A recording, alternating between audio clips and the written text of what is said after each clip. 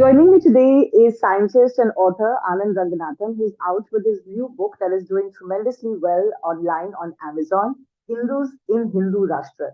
It's a short but scary tale of the injustices that have been institutionalized against the majority community in India, where it's not just the insensitivity towards their concerns, their history, their culture, but also laws that function against them for no justifiable reason, but because they're larger in number. Anand, thanks a lot for speaking to CNN News 18 and many congratulations on your book. First of all, what do you think is the biggest of the injustices that you have listed out? You've listed out eight of them particularly, but what, according to you, is the biggest of them all? Yeah, first of all, thank you so much, Shivari, for having me. It's really always a pleasure to be speaking with you.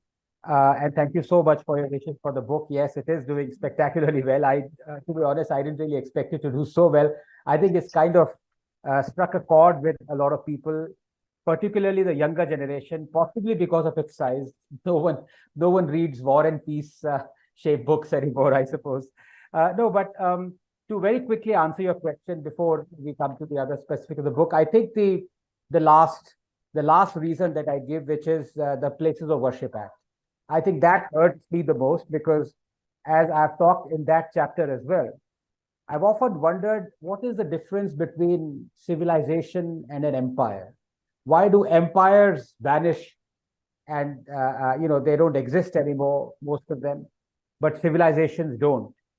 And I think the reason for that, I suppose, it can be a very subjective reasoning. But as far as I'm concerned, I think it is for us to ask for the historical injustices to be corrected, justice for our ancestors, because that is what maintains continuity. It's almost, as I mentioned, it's like memory. It keeps getting passed on until it is realized. And, the terrible hardships and almost near annihilation that our ancestors went through this wave of invasions that happened, and tens of thousands of temples that were destroyed. And if you read Dr. Meenakshi Jain's authoritative and scholarly works on this, that how bit by bit, little by little, they actually, hid the idols in wells, under houses to protect them. And then when the invasions passed away or passed on, then they, brought those things again. So they've kept this flame of our culture and civilization alive. And if our present generation cannot deliver justice to them, I think that's the most cruel thing. So yes, there is discrimination institutionalized in the other 7 things as well, but this one hurts the most because this actually prevents any law-abiding Hindu to, in fact, even approach the courts to seek for justice. And how can that be allowed in a democracy is something that is beyond cruelty for me. Yeah. Well, the Places of Worship Act is certainly under question as we speak, and there are other litigations that are going on, which will test the Places of Worship Act all over again in the country. When we talk about this reclamation of, historical Hindu places of worship, Anand, I've always found it very fascinating. You look at the global left, and all over the world, they support the movement for reclamation, even reparation. But for some reason, the left opposes Hindu reclamation in India. Why do you think that dichotomy exists? Yes, in fact, I talk about it. The left even supports illegal or the structures that were built upon, other things, or the statues and the glorification of the so-called conquistadors and, Pizarro and imperialists to be brought down illegally. I mean, recently in Belgium, the statue of King Leopold was brought down illegally and the West cheered it. Of course, he was the butcher of Congo. But out here, they eulogize and worship Aurangzeb and Tipu and, so I find it very difficult to pin down just one reason why they do it. The most overwhelming reason for me is their love for jihadism or global Muslim brotherhood, whatever you may call it. But at the heart of it is actually hatred for Hinduism. And you've seen in the past week how one small spark has been lit by people who want to eradicate Sanatan Dharma. So, this is not something that people said 50, 40, 50 years ago, Shivani. They did. I mean, Periyar did. But this is an ongoing process. This need and their striving to eradicate Hinduism is manifested in, the support for anything or anyone that can demolish not only Hinduism philosophically through books. Burning of Nalanda, as I explained, has been cushioned away by saying that it was actually done by a couple of Hindu beggars and not by Khilji. So, in every aspect of how Hinduism manifests itself, they want to destroy. That's the reason. And one of those very important ways is not allowing the reclamation of at least the holiest of all Hindu sites. And we've seen how long the Ram Janmabhoomi case took. The other question I want to ask you is that why is it that it is liberal and progressive to suggest that Hindus must always either contain themselves or give up certain of their natural rights purely because they are larger in number? Because, as you enlist in your book, all the historical reasons, some of them can be accused of the left. But as you very rightly talk about in your book, we've had 10 years of what is referred to as a Hindu nationalist government by a Hindu nationalist party, and yet a lot of these historical injustices haven't been overturned. What I don't understand is that why is the Hindu population so okay with this? And why is it that the burden of numbers, of being larger in numbers, is so great on Hindus in India? So there are a couple of historical reasons for this, Shivani. First of all, when you say that even though we've had 10 years of supposedly Hindu government, and quite a lot of these historical injustices still remain, I slightly correct you. Each one of those remains. So this government is exactly the same as any other government. They haven't really worked on this. It's just that there is a feel-good factor for Hindus, I suppose, that we have Narendra Modi and so-called Hindu Hriday Samraj at the helm. But if push comes down to shove, I don't think they've actually done even the same as Congress, if not more. But the question that you asked, a lot of it has to do with guilt tripping of a majority. Now, this is a very natural process. The minorities, they many times, I might be, using a very rough phrase for it, but they play the victimhood card, which is to be expected because they're the minority. And it happens in most countries. In India, it happens. But I think if you go not just to a lot back, but just 70, 80 years back at the birth of the modern republic, and I start by, in fact, it's on the first page. The gauntlet was thrown by none other than Mahatma Gandhi. When he said, in order to quell this kind of Hindu-Muslim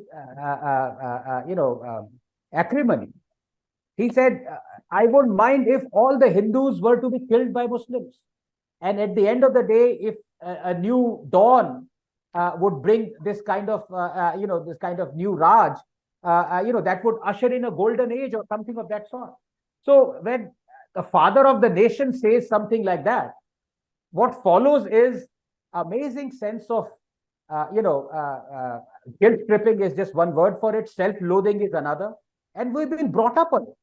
And if you look at traditionally what actually happened, Congress ceded the space of education, writing books, and how to quote unquote brainwash people completely to the left. I mean, Nurul Hasan and all those people. So when all our textbooks that are that were written for the last 70 years have glorified and wanted the death of Hinduism, have glorified invaders, have glorified Aurangzeb, butchers, what else do you expect?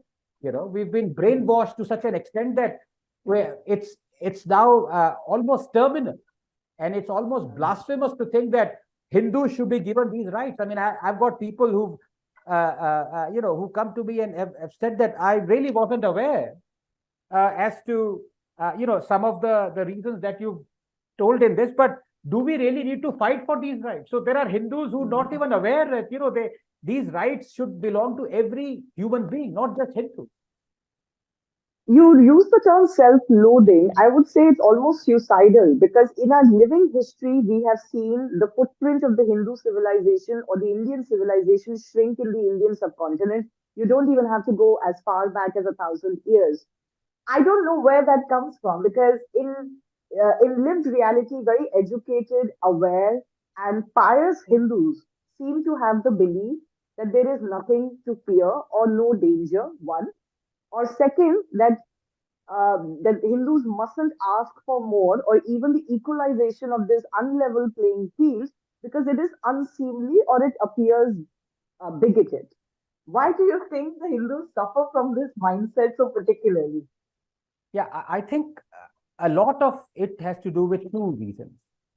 The first one is political. Let me very quickly be done with it because the more important one is philosophical. So political, unfortunately, a lot of our leaders, they otherwise they're very erudite people, but they somehow manage to mix politics in, you know, what should be devoid of politics, which is when you talk of genocide, when you talk of historical injustices, you really shouldn't bring politics in it.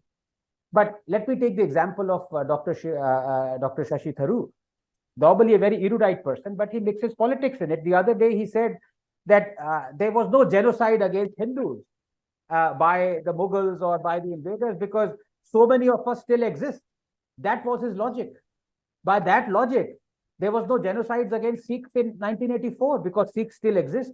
There was no genocide in Bangladesh in 71 because, a million, tens of millions of Bangladeshis still exist. So when you bring in politics to explain away the obvious crimes, that is what is hurtful, and that actually goes on to brainwash a lot of people. Now to the second issue, which is more philosophical. It's the only, and and I've said this also. The difference between Hinduism and Abrahamic religions is that in Hinduism, religion or religious aspect of Hinduism is an offshoot of a way of life. Whereas in Islam and Christianity, way of life is an offshoot of religion. So it follows that the first is the one, the Hinduism is the one which is amenable, that mutations can occur because ways of lives change. We've seen that through centuries. So many unkind, cruel things that were almost taken as part of Hinduism are absolutely abhorred now, have been considered illegal, untouchability, caste system, and a lot of other things. So the way of life, as it changes, as it progresses, the whole structure, the umbrella itself changes. But if you go back to the Sanatan Dharma, it is an all-questioning religion. I mean, or a way of life. I mean, for example, in which quote-unquote religion would you find promotion of atheism? I mean, there are sects in Hinduism like Charvaks that believe in atheism. There are sects, Lingayats, they do not believe in the Vedas. So when Hinduism itself is asking questions and the other religions don't, you see, the tolerant streak is what gives rise to, bringing in intolerant people. And that is what has happened. That is the tragedy. Would you say that this, history is also a very important battlefield? And as you said, our history books teaching was all in the hands of a particular set of people, and this is also one of those things that the current government has not really been able to change. We keep hearing of things happening, or one chapter, one paragraph here and there, but there's not been a wholesome revision of Indian history textbooks, mainstream history textbooks. Do you think that is fundamentally the reason this continues? Absolutely fundamental. And I say, maybe a little bit trifle bombastic I may sound, but I say nations weaken not because of their past, but because of how they are taught it. And I think I've found that increasingly to be true, because if you eulogize monsters and invaders who butchered and perpetrated genocides and ethnic cleansing, if you cushion their crimes and if you eulogize them, then you are essentially weakening your capacity to fight future aggressors. You're weakening the capacity to seek justice. You're weakening the capacity to tell the right from wrong. And the biggest example is communism. I mean, communists still exist in India because they've been fed on the sepia tinted notion that this is something which is to be aspired to. People eulogize Karl Marx, and I'm sitting right now in a small tract of land where in JNU where this would be almost blasphemous to say it outside the confines of this room. But, people wear Che Guevara t-shirts without knowing that the guy was a homophobic mass murderer. People eulogize Pol Pot and Mao without knowing that Mao killed 63 million of his own people, through this great leap forward. So when people are ignorant of the history and of the butchers and invaders, they really cannot tell what is right from what is wrong. And that is the reason why it still exists. And it is, and I've said this before, you can expect non-BJP governments to actually keep publishing these books and keep brainwashing, but you don't expect in the last 10 years for things to remain the same, status quo. But what to talk of change, Shivani? Here you have BJP ministers who said they're proud to have not changed even a small comma in or a full stop in these textbooks. They're proud of not changing. Hmm. So that brings me to the question. You've talked about things like the Waqf Act. You've talked about the RTE, for example, that discriminates against the majority educational institutions. You've talked about the Kashmir genocide, not even accepting that it's a genocide, and those cases never really been tried fully. No justice being delivered to the Kashmiri Pandits. You've talked about, as you said, the Places of Worship Act and more. So you've given these broad 8 reasons in your book why Hindus are eighth-class citizens in a so-called Hindu Rashtra today. So if having a government led with full majority by the BJP, which is called a Hindu Nationalist Party, Narendra Modi is called a Hindu nationalist leader, if that is not enough, then what is to be done? Yeah. How do we change this? Yes. So, I have never had faith in politicians because by definition, they are corrupt, they are malleable. Every one of them. Every one of them. No, there is no exception. And by definition, they want to placate a vote bank. They want to win elections. That is by definition. So any politician who's not adhering to those mantras, I'm afraid is not a politician. At best, he can get nominated to Rajya Sabha and he can not win an election and he can make some incremental changes. But even then, he would have to toe the party line or whatever it may be. But as a society, as a polity, as a billion strong people, when you want justices to be delivered, when you want historical injustices to be corrected, if you cannot approach the politicians or the parliament because they are subject to their vote banks or communities, there is one last door where you can knock, which is the Supreme Court. But as I show in this book painfully, even that has been denied to us. Not just to Indians, but specifically to Hindus. And it is so painful, Shivani, when I talk about all other, I can talk about the technicalities of the RTE or the Waqf, that's legally being drawn out by the legislature and passed by the parliament. But the fact or the decision to not reopen cases of atrocities, blatant atrocities, known atrocities against Kashmiri Hindus, where the perpetrators have admitted on camera that yes, they butchered, yes, they killed Bitta Karate, Yasin Malik. And then for the Supreme Court to say that we will not reopen those cases because too much time has elapsed. I think, I said at the beginning that the most cruel was Place of Worship Act, but I think this single decision is even more, I don't know, this might be recounting Chinese tortures, but what to do, Shivani? Each new cruelty is superseding the other.